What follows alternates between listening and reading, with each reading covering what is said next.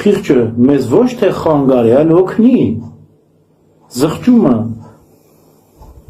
արտասուքը ու ուրախությունը զուգահեռ գնան։ Ուրեմն զղջում ենք, մեղա Աստծո ենք ասում, փառք ենք ասում, ոտի ենք կանում, առաջ ենք գնում։ Թույլ չենք տալի կեղծ խղճահարություն մեր մեջ լինի։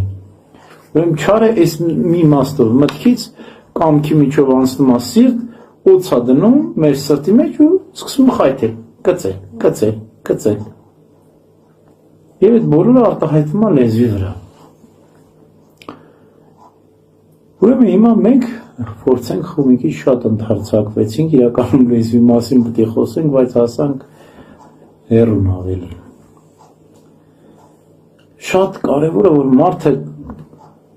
ժամանակին կարողանա լեզուն լրացնել։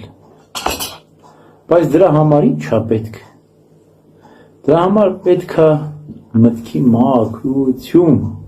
Եթե միտքդ մաքուր չի, եթե քո մեջ այդ ներդաշնակությունը չկա, ինչ որ ես ասեցի, ինչու ես ամբողջ պատմությունն ասեցի,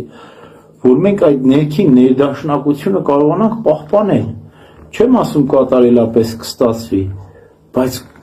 գոնե արագ հետ դառնանք միտ սիրտ հոգի ներդաշնակությունը պահենք։ Եվ ամենակարևորը մտքի լրացումն է։ Միտքը երբ լուռ կլինի, երբ որ մեր սիրտը մաքուր միշտ լինի։ Մտքի լռության ստուգող գործիքը սիրտն է։ Հիմա բացատրեմ ինչ եմ ուզում ասել։ Երբ որ մեր սիրտը արդեն հոգնել է, թե աշխարհի մեղքերից, թե գայթակղություններից, թե հոգսերից, ուղղակի պահ գալիս, որ արդեն ոչ մի բան ձեզ չի գրավում, չի քաշում, չես ուզում։ Ուզում ես միայն մտքի լռություն, սրտի մաքրություն։ Եվ այդ մեր մաքուր սիրտը, միտքն ու սիրտը իրար հետ համագործակցեն։ Մեր մաքուր սիրտը մեզ կարծես ուղղորդում է, ցույց է տալիս։ Միտքը էլ չի գայթակղվում, որտեղ սիրտը չի գայթակղվում։ Սիրտը որ չի ուզում մտքի մեջ, ուրեմն դրանք զուտ դատարկ խորհուրդներ են մնում եւ վերանում են։ Տեսեք, երեխային ոչ մի բան չի գայթակղեցնում, չէ՞ իրեն։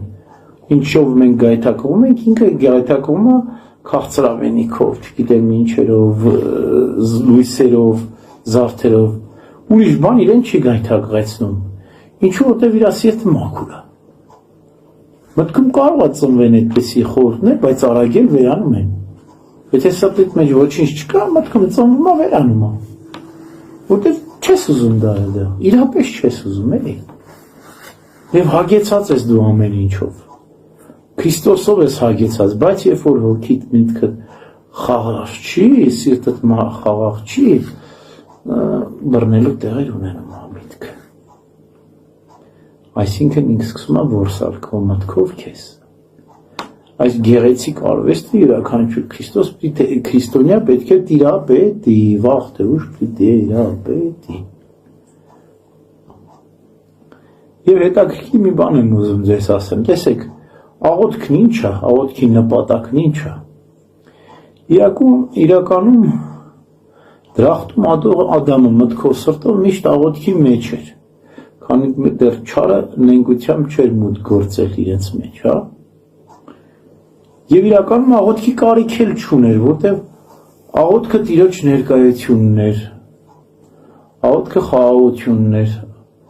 աղոթքը դրախտի երանությունն էր, այսինքն աղոթագրքեր չկային գրված դրախտում, երկրի դրախտում, Ադամը աղոթագրքերով չէր առաջնորդվում, որտեղ ինքը արդեն աղոթագիրք էր տեղով մեկ, հա։ Այսինքն աղոթքը դա մտքի լռությունն է, իրական աղոթքը։ Երկնային ներդաշնակությունն ու խաղաղությունը, ինչու էր Ադամը դրախտում։ Մեր աղոթքի նպատակը հասնել դրախտային վիճակ։ Ինքնանպատակ չի աղոթքը։ Հա։ Ամենամեծ աղոթքը դա լռությունն է իրականում։ Ոչ թե խոսքերն են,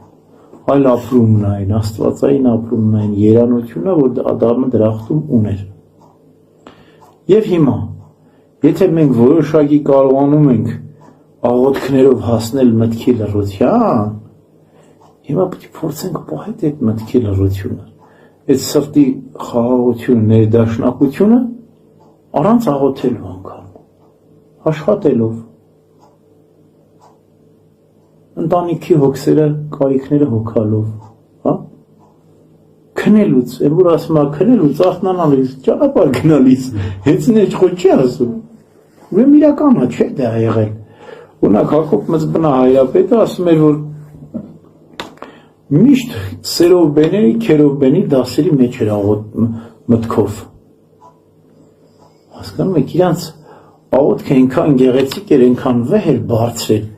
այդ աղոթքի խոսքերի խորհուրդներից բարձր էր իրանց աղոթքի որակը։ Հնարավոր չի մեզ աշխարհի մեջ ապրող մարդկանց հասնել այս որակի, դժվար է, բայց խորհուրդը մենք պետք է հասկանանք, փորձենք մեր չափով պահել, առանց այս խորհուրդը պահելու իմաստի, մենք չենք կարող հասնել աղոթքի խաղաղություն։ Մեր աղոթքը գիտեք ինչ կդառնա։ Մեր աղոթքը կդառնա ցածր որակի աղոթք էլի։ Խոսքերի շարադրանք, բայց ամեն դեպքում պետք է լինի աղոթքը։ Չափով, կարգով։ Եվ այդ երկարատև ռեժիմով պետք է աղոթենք մենք, կարգով, սիրուն։ Հա, բայց փորձենք այդ աղոթքի ռեժիմի մեջ որակել ստանալ։ Որակ պետք է ստանանք անպայման, հա։ Տեսեք, մենք երկար ենք չէ աղոթում այստեղ։ Ինքնանպատակ չի այդ աղոթքը։ Որոշակի ժամանակից հետո այդ աղոթքը սկսում է որակ ստանալ։ Այսինքն խաղաղություն ձեռք ես բերում, ոնց որ թեթևանում ես։ Սպորտսմենը ոնց է, սկզբում ինչքան դժվար է, ինչ որ մի բանի հասնել, չէ՞։ Բայց գալիս է մի պահ, ինքը արդեն թեթև է, ազատ է, իրան կաշկանդ է զգում։ Եթե սկզբում ինչ որ մի բան տանջանքով, չարչարանքով պիտի ձեռք բերեր, ես հիշում եմ, որ վազում ենք սկզբում, այնքան դժվար էր այդ վազելը, թոքերը տրակում է, բայց որ դիխանիդ բացվում է, այն որ սպորտսմեններն ասում են, թռնում ես էլ, չես կարում կայն ես, դիխանիդ որ բացվում է, գտնում ես, մի 100 կիլոմետր կվազես,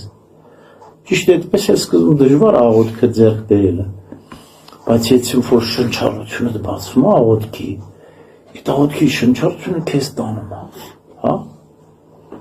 Եվ պետք է փորձենք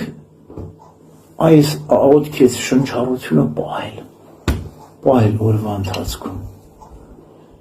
Եվ ինքը շատ գեղեցիկ կլինի, գիտեք, երբ որ մարդ աղոթքի շնչառությունը պահում է, միտքը սկսում է արարել, ստեղծել։ Եվ այդ արարչությունը չի դադարում, արգելք չի տեսնում, տունն է արարում, աշխատավայրում է արարում, ճանապարհին գնալիս է արարում, հա։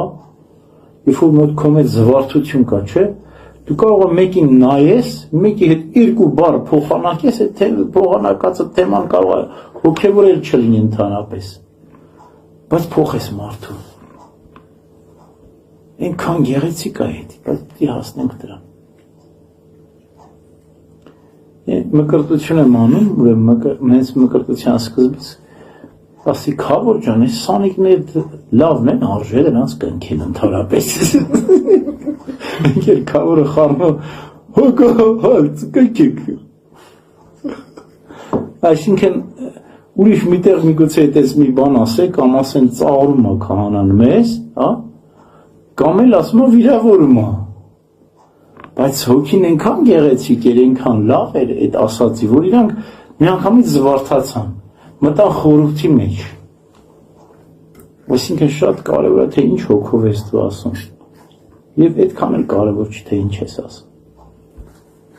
Կարևորը թե ինչ ես ասում եւ ինչպես ես ասում։ Ի հասնենք այս հոգու խաղաղությանը եւ լեզուտ ինքը հոգիդ քեզ կթելադրի լեզուտ ինչպես պիտի շարժվի։ Սա մարդկա խոսում է անընդհատ, բայց մտքի մեջ լռություն է եւ գեղեցկություն է։ բայց եւ մարդ էլ կա, որ չի խոսում ոչ ման, բայց մտքի մեջ փոթորիկ կա ամբողջ։ Ավելի լավ է չխոսա, հա, որ խոսա այդ փոթորիկը հայտնի է դառնալու, չէ՞։ Ուրեմն մի հատ հետաքրքիր դեպք կա, Աբա Դորոթեոս Գազացին վանականներից մեկին հարցնում, ասում է եղբայրն է քեզ շատ են վիրավորում էլի։ Ինչպես ես դիմանում էլի, ասում ոչ մի պատասխան չես տալիս։ Աբա Դորոթեոս Գազացուն թվում է թե այս մի վանականը բավականին լուրջ սրբությանը հասել էլի, որ վիրավորենքներին չի պատասխանում։ Եվ պատասխանում այս վանականն ասում է դե շունեն էլի թո հաչա։ Իրականում իրա լռել է չպատասխանել է ոչ թե խոնարհություն էր, այլ հպարտություն էր։ Այսինքն ինքը իրեն արժանել անգամ չէր համանում նրանց պատասխանելու։ Ես նրանց մակարդակի խոչ եմ, նրանց այդ լեզու թռչեմ։ Կոպիտ ասած այսպես էր։ Այդ լռությունը նրանց լավ բան էր, էլի։ Ինչ հոգևոր ավելի գնալու է։ Հիմա եւ այսպես ենք ապրում, այսինքն երբ որ մեր հոգին խաղաղության, ներդաշնակության մեջ է, ներդաշնակությունը ոնց ասած հավասարակշռված։ Արդեն մեր հոգին, մեր լեզվին թելադրում է, թե ինչ պետք է խոսանք։ Որ ավետարանում Քրիստոսին չի ասում, ասում է, երբ որ գնաք, մի մտածեք, թե ինչ պետք է խոսեք։ Սուրբ Հոգին դες կթելադրի։ Բայց երբ շատ անգամ սա հակառակն է լինել։ Մեր հոգին խաղաղություն չունի,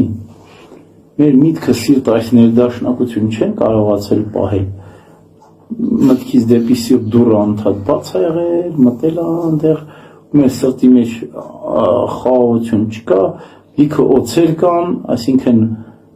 նախապաշարումներ, մտահոգություններ, որոնք ժամանակ առ ժամանակ կծում են մեզ, հա, ներսից, սրտից են կծում։ Մտքից չեն կարող կծել, եթե սիրտ չեն անցել, հա, մտքից կարան օդի մեջ մնալ, չէ կծել, բայց երբ որ սիրտ են անցում, ասում է, օձը ծոցում են, չէ տաքացնում, ասում է, ծոցումը տաքացած օձը անցած սկսում է քեզ կծել։ Երբ որ քո մեջ ներդաշնակություն չկա, չխոսելն չի օգնում քեզ։